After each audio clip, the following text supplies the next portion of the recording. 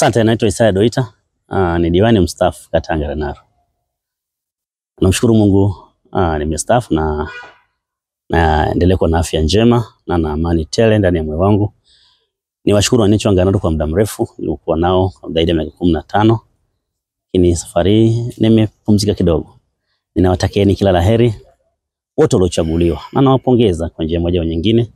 Ombi langu waendelee kuwajibika na kutimiza wajibu wao kama viongozi walioaminika na jamii na hatimaye kuwaletea wananchi wa Arusha maendeleo, utulivu na amani.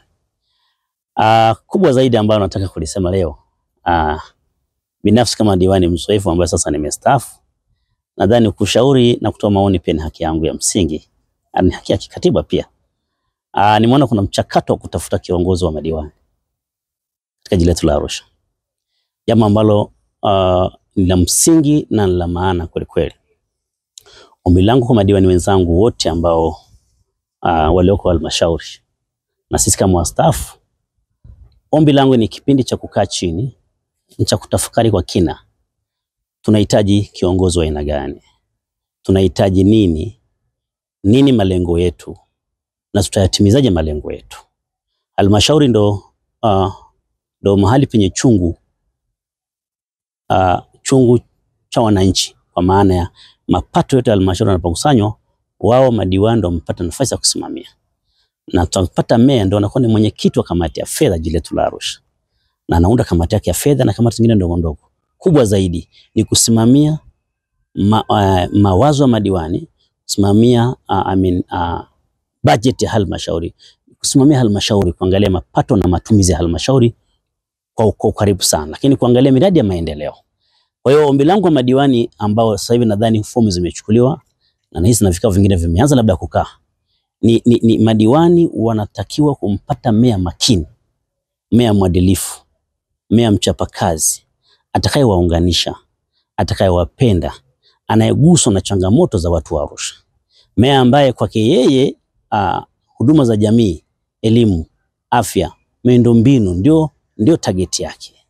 Kwa hiyo lakini tukimpata meya makini, watapiga hatua na miradi ya maendeleo na changamoto za wananchi zitatatuliwa kwa wakati.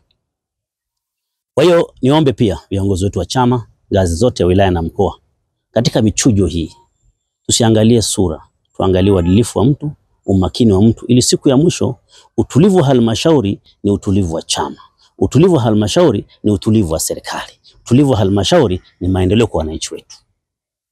Kwa hiyo kwa awamu iliyopita miaka 5 kulikuwa kuna misuguano mingi na migogoro mingi halmashauri. Imesababisha halmashauri imeingia kwenye special audit, ukaguzi maalum. Na katika ukaguzi ule tumegundua kulikuwa na changamoto nyingi sana yaliyosababishwa na viongozi wa usimamizi ambao ni sisi madiwani. Makosa yale ambayo tumeyafanya sisi, sitegemei kwamba wenzangu waliorudi na wapya watafanya.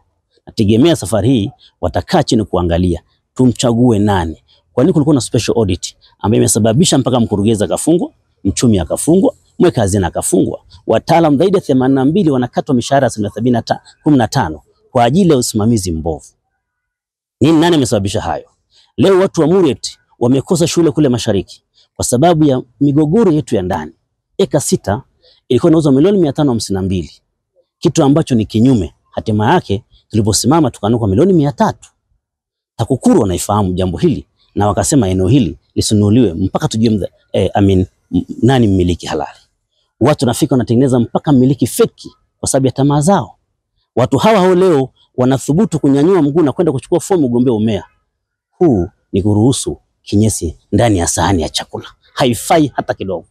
Naomba niwashauri madiwani wenzangu, madiwani wote, mimi sio mwenzao tena na imezoea hilo, lakini niseme tu mapungufu ya awamu iliyopita ya umea na uhalmashauri wasiarudie. Watafute mtu makini ambaye atasimamia miradi ya maendeleo.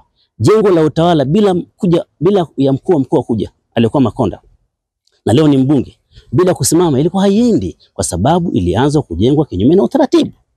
Tunataka meya asiingilie procedure za manunuzi. Tunataka meya ambaye anasimama kuangalia nini kinaendelea kwenye halmashauri yake. Masoko yetu, barabara zetu, shule zetu, vituo vya afya, nini kule? Mapato yanatumikaje? Hatutaki mchezo kabisa. Wananchi wa leo sio wajana.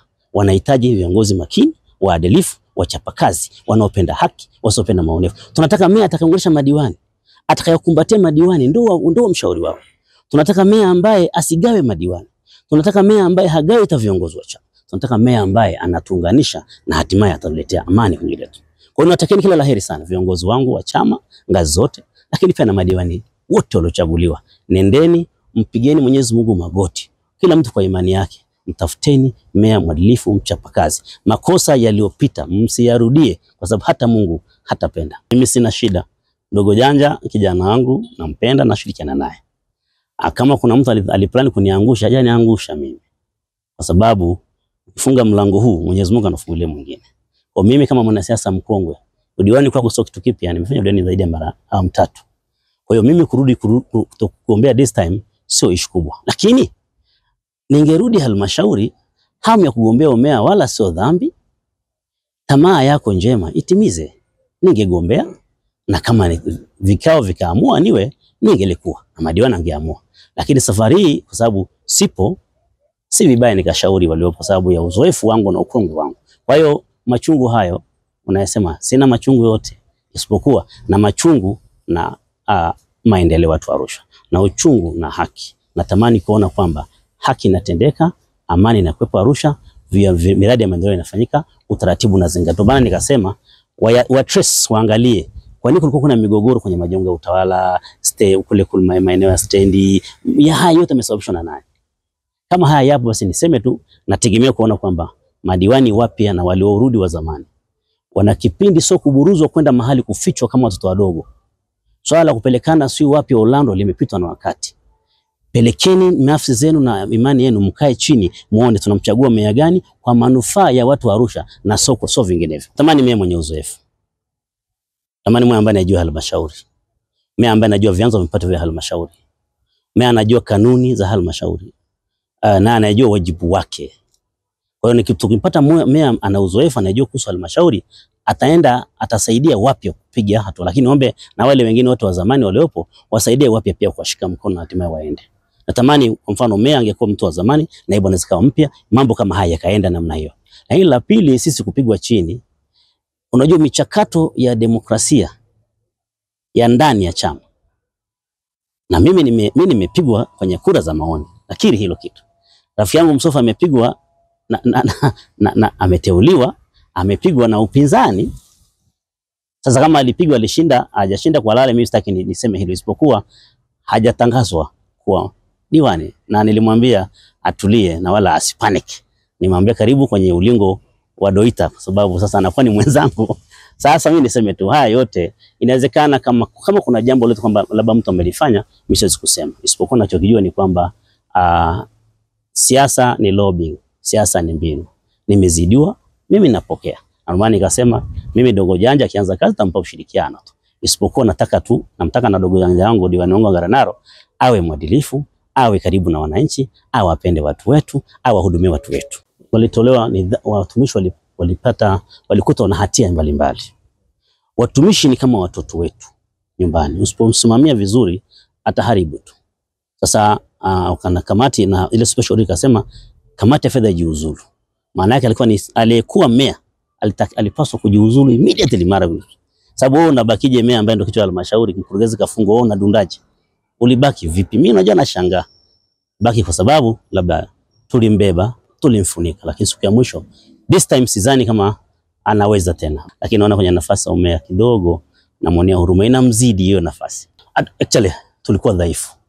Kwa sababu ukiona mtu amechanganyikiwa na anavua nguo, ni kichwa ndio imeharibika. So maumivu ya mguu. Sio haya unayasema kwa sababu hauko ndani. Hapana, kutokuwa ndani ya baraza sio shida. Isipokuwa nimesema mimi nimehudumu chini ya madiwani wawili.